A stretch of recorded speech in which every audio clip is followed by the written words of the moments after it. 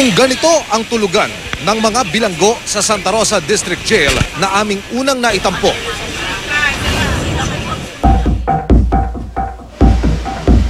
iba ang bersyon nito sa Bacoor District Jail. Visiting area para sa mga dalaw ng mga bilanggo kapag umaga ang lugar na ito.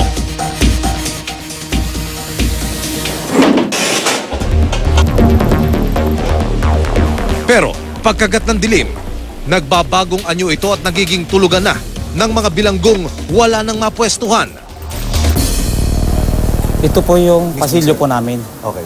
Pasilyo wherein pag sa gabi, nagiging tulugan din nila. Napupuno po lahat ito? Oo. May hihiga sa ibabaw at mayroon ding pepwesto sa ilalim. Pahirapan kung tutungo sa palikuran. Kaya ang solusyon ng bawat preso.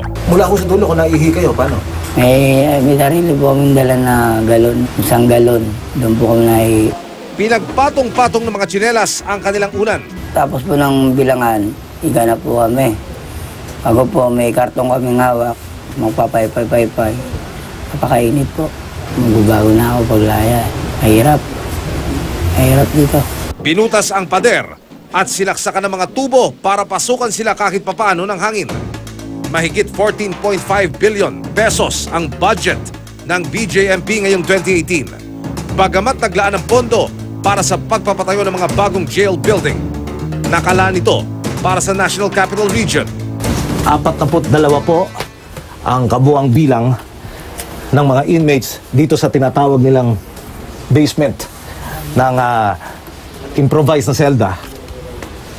Simple lang ho yung kanilang hiling.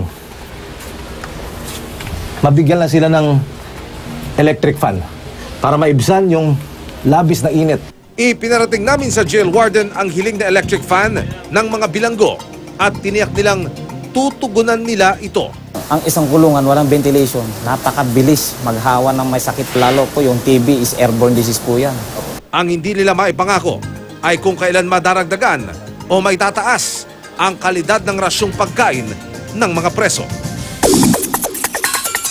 Dahil sa biglaang pagdami ng inmates noong 2016, dahil sa kampanya kontra droga, kinapos ang budget ng BJMP para sa pagkain ng mga inmate.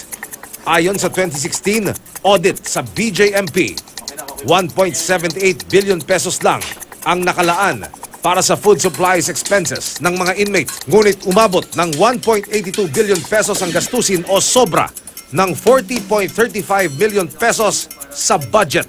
Napag-alaman ng COA na may mga jail warden na piniling mangutang muna sa mga supplier para may mapakain sa mga inmate. Hindi malayong nangyari ulit ang kakapusan na ito noong nakaraang taon. Ang budget sa pagkain ng BJMP para sa 2017 ay para sa tinatayang 106,280 na preso. Pero sa pagtatapos ng 2017, ang aktual na bilang ng mga preso sa ilalim ng BJMP ay nasa 146,302 na. Ito ang main kitchen. Nakapwesto ito sa likuran ng jail facility sa ibabaw ng malaking kanal kung saan dumadaloy ang tubig patungo sa labasan. Noong araw na iyon, nilagang baboy ang ulam na nakalagay sa plastic na balde. Dahil walang mess hall o kainan, dinadala sa bawat selda ang pagkain. Paano mo ma-didivision yung mga laman? Kung galing po sa kitchen po, tsansyado na po itong galing doon sa loob. So, ilan laman kada isang ganon? Isa po. Isang laman lang. Opo. Tapos isang pitas ng gulay. Opo. Kasya ho yun sa inyo. Halimbawa, ikaw ang kakain. Kasya po. Ayon sa BJMP, ito lang ang kasya sa 60 pesos kada araw na budget para sa isang preso. Masyado na raw maliit sa panahon ngayon kung kailan mataas na masyado ang presyo ng mga bilihin. Iminungkahi na raw nila noon pa na itaas na sa 150 hanggang 200 pesos ang budget bawat bilanggo. Emil Sumangil, GMA News.